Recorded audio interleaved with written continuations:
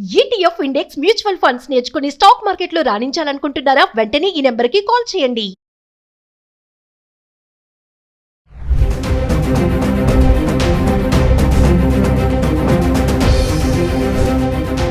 నమస్తే మ్యామ్. నమస్తే ma'am. Ma'am, ఇప్పుడు మనము ఏదైతే అహ్మదాబాద్ ఇన్సిడెంట్ తీసేసుకుంటే ఆ ఫ్లైట్ క్రాష్ అయింది 12/6/2025 అంటే రీసెంట్. ఆ రోజు నుంచి వెళ్ళి ఈ రోజు వరకు చాలామంది వాళ్ళ బాడీస్ని కావాలి అని చెప్పేసి వాళ్ళ డిఎన్ఏ టెస్ట్లు చేయించుకు వెయిట్ చేస్తున్న వాళ్ళు ఉన్నారు. ఇప్పటి వరకు 12 డెడ్ బాడీస్ అన్నీ కూడా వాళ్ళకి హ్యాండ్ ఓవర్ చేయడం జరిగింది. మిగతా వాళ్ళ కోసం అలాగే ఆ హాస్పిటల్ ముందు నిలుచొని ఉన్నారండి. అంటే చూస్తుంటే చాలా హృదయ విదారకంగా కనిపిస్తున్నారు ఒక్కొక్కరి కళ్ళల్లో. ఆ రోజు నుంచి ఈ రోజు వరకు ఏకదాటికి కన్నీరు తప్పించి వాళ్ళకి ఇంకా స్పీచ్లెస్ మేడం. దీనిపైన అసలు వాళ్ళ మెంటల్ కండిషన్ ఎలా ఉంటుంది ఒకసారి మీరేమన్నా చెప్పగలరా? మెంటల్ కండిషన్ అనేది ఆ ప్లేస్లో మనం ఉంటే ఎలా ఉంటుందో ఒక్కసారి ఊహించుకుంటే తెలిసిపోతుంది మాకు. అబ్బా, నిజంగా ఒక తల్లి తండ్రి పిల్లల్ని చాలా కష్టపడి ఒక్కొక్క రూపాయి కోసం కష్టపడి చదివించి చక్కటి ప్రయోజకుడు అయ్యింది కదా అమ్మాయి. ఆ పలానా దాంట్లో ఒక ఆప్షన్ వచ్చింది, ఆపర్చునిటీ వచ్చింది అని చుట్టాలందరికీ చెప్పుకొని చుట్టాలు కూడా ఎంత అదవుతారు, అబ్బా నా పలానా అమ్మాయి వెళ్తుంది, పలానా అబ్బాయి వెళ్తున్నాడు అబ్రాడ్కి అని వెళ్తుంటే ఒక్క సెకండ్గా ఆ చేతులు వెళ్ళి ఎంత హ్యాపీనెస్ మూమెంట్ కదా. అందరు గెట్ టుగెదర్ చేసుకుని ఉంటారు, అయి ఉంటాయి మనకు అవన్నీ తెలియవు, కానీ అందరూ వెళ్తున్నప్పుడు గ్యారంటీగా పెట్టుకుంటారు మా పిల్లలు వెళ్తున్నారని. ఆ మూమెంట్ ఆలోచించి తర్వాత వాళ్ళందరూ ఫ్లైట్లో ఎక్కాక ఈ జరిగిన తండ్రినో ఊహించుకోండి, తల్లిదండ్రిని నిజంగా వాళ్ళ లైఫ్ అంతా వెళ్ళిపోయినట్టే కదా. బతుకుతున్నారే తప్ప దేనికి తెలీదు. ఇవాళ మీరు అన్నట్టు డిఎన్ఏ టెస్ట్ కోసం వస్తుంటే వాళ్ళు ఒకప్పుడు డిఎన్ఏ టెస్ట్ దేనికి యూజ్ చేయాలి అసలు అయితే, ఏదో పిల్లలకి ప్రాబ్లం ఏదైనా అయినప్పుడు ఈ టెస్ట్ వల్ల ఏదైనా మనం ఏమైనా చేయగలుగుతామా, లేకపోతే ఇది ఈ పర్టికులర్ స్పీషీస్ ఎక్కడిది, ఈ డిఎన్ఏ టెస్ట్ ద్వారా ఎవరికి చెందిందో తెలుసుకోవడానికి మనం మోస్ట్లీ ఇలాంటివి చేస్తూ ఉంటాం, కేస్ స్టడీస్ దేనికైనా. అలాంటిది తండ్రి ఈ ఫ్లైట్లో నా కూతురో నా కొడుకో ఉన్నాడు, ఆ బాడీ నాకు ఏంట్రా బాబు, ఆ బాడీ కోసం నాకు డిఎన్ఏ టెస్ట్ అడుగుతున్నాను, డిఎన్ఏ ఏ బాడీ టెస్టింగ్లు అయ్యాక ఏ బాడీ నాకు ఇస్తారని ఫీలింగ్లో ఉంటే ఒక్కసారి ఆలోచించండి. ఆ బాడీస్ ఎలా ఉన్నాయో కూడా మనం చెప్పలేం, నార్మల్గా కూడా ఉండకపోయి ఉండొచ్చు. పీసెస్ అయితే ఈ చెయ్యి నీది, ఈ చెయ్యి మీ అమ్మాయిది అంటే ఆలోచించండి. అసలు పేరెంట్స్కి ఎలా భరించగలుగుతారు అసలు. నిజంగా వాళ్ళ ధైర్యంగా దేవుడు మనం ఏం చేయలేం. It is a very very emotional time అండి. అంటే మీరు అన్నట్టుగా ఇప్పుడు ఎంతైనా మనం ఎంత కొట్టుకున్నా ఎంత తిట్టుకున్నా ఒక్కసారి మనకి ఎవరికైనా జరిగినా కూడా మనం భరించలేం. మన పిల్లలు మనం తిట్టుకుంటా అంతా చేస్తాం, బట్ ఒక్కసారి కింద పడ్డాడు అనుకోండి, ఆ బ్లడ్ చూస్తే ఏడుపు వచ్చేస్తుంది మనకి.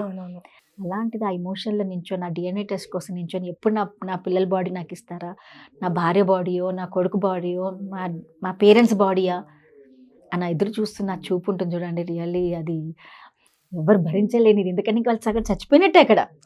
ఎప్పుడైతే బాడీ చేతికి వస్తుంది ఇంకా వాళ్ళు ఏం చేయాలో వాళ్ళకి తెలియదు. అంటే నిన్నేళ్ళ నుంచి నేను వీళ్ళ కోసం బతికాను కదా, ఇప్పుడు నేను ఎవరి కోసం బతకాలి ఇంకా, అంతే కదా. ఆ తండ్రి ఆలోచించుకొని నేను నిజంగా ఆ కేసులో ఆ అమ్మాయిని అబ్రాడ్ పంపించి ఆయన రాశాడు, ఏ టీషర్ట్తో అయితే ఆ ఫోటో దిగాడో, ఇద్దరు సెల్ఫీ దిగారు కూతురు వెళ్ళాక, ఇప్పుడు అదే టీషర్ట్తో నించోని I'm waiting for the DNA report అని రాస్తే ఆ డిఎన్ఏ టెస్ట్ ఇచ్చాను, నా కూతురు కోసం నేను వెయిట్ చేస్తుంది అంటే ఆ తండ్రి నిజంగా ఎంత బాధలో ఉంటాడో, ఎంత ఫీలింగ్లో ఉంటాడో ఆలోచించండి. 7 days నుంచి ఆ వెయిటింగ్, అదే బట్టలు, తిండి లేక నిద్ర లేక, నిద్రపోతుంటే కూడా బాధే కదా. నిన్నటి వరకు నా కూతురు నా దగ్గర ఉంది, ఇప్పుడు నా కూతురు నా దగ్గర లేదు అంటే ఆ బాధ ఎలా ఉంటుందో ఆలోచించండి ఒక పేరెంట్స్కి.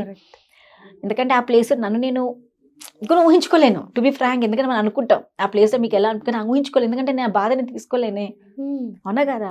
ఆ పేరెంట్స్ పడే బాధ నిజంగా ఒక్కొక్క కేసుని నేను వింటుంటే, మీరు ఆ ఎయిర్ హోస్టెస్ ఆమె కూడా ఎంత స్ట్రగుల్ పడి లైఫ్లో ఆ ఎయిర్ హోస్టెస్ అవ్వాలని చాలా స్ట్రగుల్ అయ్యి ఆమె బయటకు వచ్చాక recently she went for 1 meeting అంట, వాళ్ళ గెట్ టుగెదర్ ఈవెంట్ అయితే అక్కడికి వెళ్ళి దీని గురించి చెప్పిందంట. వాళ్ళ ఎయిర్ హోస్టెస్ జాబ్స్ ఇలా ఉంటాయి, ఇన్ని ఛాలెంజెస్ ఉంటాయి. మీరు ఆలోచించుకొని ఒక ఉమెన్ ఒక ఫీల్డ్లో రావాలంటే చాలా స్ట్రగుల్స్ అనుభవించాలి, చాలా ప్రాబ్లమ్స్ పడుతుంది. అలాంటి ఆమె ఒక ఎయిర్ హోస్టెస్గా చేసినప్పుడల్లా ఒక రీల్స్ పెట్టేదంట అమ్మాయి, Maithili I think so. So depth ఆమె పెట్టిన వీడియోస్ వింటుంటే అన్నీ ఆమె అప్పుడు ట్రావెల్ చేసిన అన్నీ పెడుతుందంట. అమ్మాయికి అలవాటు అలాగా పెట్టిన ఇప్పుడు వీడియోలో చూడండి షీఈస్ నో మోర్. ఎంత బాధ అనిపిస్తుంది అంటే అసలు ఆ వ్యక్తి ఏదో మనకు చావు వచ్చింది అనుకోండి, అనారోగ్యంగా మనం పోయామంటే okay, parents family will prepare for that. అరే ఇతనికి ఏదో అయ్యింది, అతను 1 month 2 months 3 months చనిపోతారంటే బాధ అనిపించేది. బట్ ఏమి తెలియకుండా బట్ ఇంకొక 1 dayలో they reach their destination, they going to start a new life, the new opportunities all around them. ఎంతమంది ఫ్యామిలీ యూనియన్ కూడా అవ్వాలి, వెళ్ళారు చాలా, వాళ్ళ ఫ్యామిలీని కలవడానికి వెళ్ళారు. ఎన్నో రోజులు ఇక్కడ జాబ్ చేసుకుంటున్నారు, ఇప్పుడు అక్కడికి వెళ్ళి వాళ్ళ హస్బెండ్ కలవడానికి వెళ్ళే వాళ్ళు చాలా మంది ఉన్నారు. హస్బెండ్ వచ్చి పిల్లల్ని భార్యని కూడా తీసుకెళ్ళిన ఆ డాక్టర్ ఉన్నారు.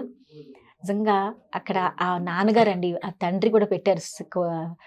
నా మనవడికి 2 వాళ్ళ ఆయన మనవడంట ట్విన్స్. అప్పుడు August 15th అబ్బాయి 5 years అవుతారంట ట్విన్స్. వాళ్ళు వెళ్ళే ముందంట ఆయన మీద పడుకున్నారంట 2. ఆ తాతగారికి ఎంత బాధ ఆలోచించారు, నా కొడుకు 4 ఏళ్ళ నుంచి ఉన్నాడు, ఇప్పుడు వచ్చి ఫ్యామిలీని తీసుకెళ్తా అంటే ఇప్పుడు నేను ఎవరున్నారు నాకు అన్నాడు ఆయన. నిజంగానండి అది ఆ మూమెంట్, ఆ తండ్రి అక్కడ కూర్చొని మాట్లాడుతుంటే కళ్ళల్లో అయితే నీళ్ళు, అంటే ఇంకా మనిషి జీవితం అన్నట్టు ఒక చుక్క లాంటిది ఆకు మీద, అంటే ఏ టైంలో కింద పడిపోతుందో కూడా తెలియదు అన్న సిచ్యువేషన్ చూపించారు. అదైతే వాళ్ళు ఉంటే వాళ్ళందరూ వెళ్ళిపోయేవాళ్ళు కదా లండన్ లో, ఫ్యామిలీ గెట్ టుగెదర్ చక్కగా 4 ఏళ్ళ నుంచి ఆమె విడిగా ఉంది పిల్లల్ని వేసుకొని. ఆమె ఇంకొక రోజులో లండన్ రీచ్ అయితే again they have started the new life. పిల్లలు అంటే చిన్న పిల్లలు, వాళ్ళు ఏమి చూడలేదు ప్రపంచాన్ని. ఆ బాధాకరమైన అది ఆ క్రాష్లో ఎలా అయ్యారో కూడా మనకు తెలియదు, పిల్లలు ఎలా ఉన్నారో కూడా మనకు తెలియదు.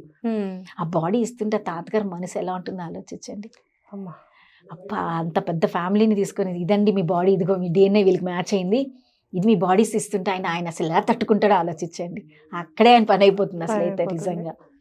ఒక తండ్రికి ఇదిగో నీ కూతురు బాడీ అంటే, అదే నా కూతురు ఇన్నేళ్ళని కష్టపడి పెంచానే దాన్ని, ఇవాళ నా బాడీ ఇచ్చారు, నేను ఏం చేయాలి బాడీతో అన్న ఫీలింగ్ ఉంటుంది. ఆ టైంకి డిన్నర్ కోసం వెయిట్ చేస్తున్నారు కానీ తర్వాత ఏం చేయాలో కూడా వాళ్ళు తెలియదు. సో దిస్ ఈస్ హ్యాపెండ్ అండి. ఈ కేసెస్ ఎమోషనల్గా మనం ఎంత స్ట్రాంగ్ అవ్వాలనుకున్నా ఇది మనని మాత్రం హాస్పిటల్ ముందు అయితే అసలు అందరూ ఇలా రెడీగా ఉన్నారు, ఎవరు వస్తారా, ఎప్పుడు ఎవరు తీస్తారా. హాస్పిటల్ వదిలేసిన ఫ్లైట్ అయితే ఓకే, అక్కడ మెడికోస్ ఎంత కష్టం అండి.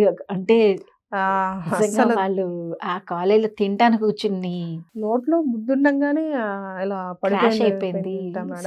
వాళ్ళ పేరెంట్స్ ఆలోచించారు, ఫ్లైట్ లో కూడా లేరు, ఆకలేసి కడుపు నిండా తిందామని చెప్పి వచ్చారు. వాళ్ళు వచ్చినందుకు అసలు ఇంకా వాళ్ళకి అదే రోజు చివరి రోజు అన్న పైనుంచి వెళ్ళి వచ్చి టక్కున పడిపోయి ఇలాంటి సంబంధం లేని పర్సన్స్ అందరు కూడా అందుకు చనిపోవడం, అది ఊహించుకుంటే యాజ్ అ మదర్గా నాకు చెప్పడానికి కూడా రావట్లేదు. ఎందుకంటే మన అంతే కదా, ఒక వయసు అంటే ఒక అర్థం ఉందిలేండి, పెద్దవాళ్ళు అంటే ఒకటి, మన పిల్లలండి మనం ఎంత గారంగా చిన్న దెబ్బ తగిలితేనే మనం భరించలేని వాళ్ళం.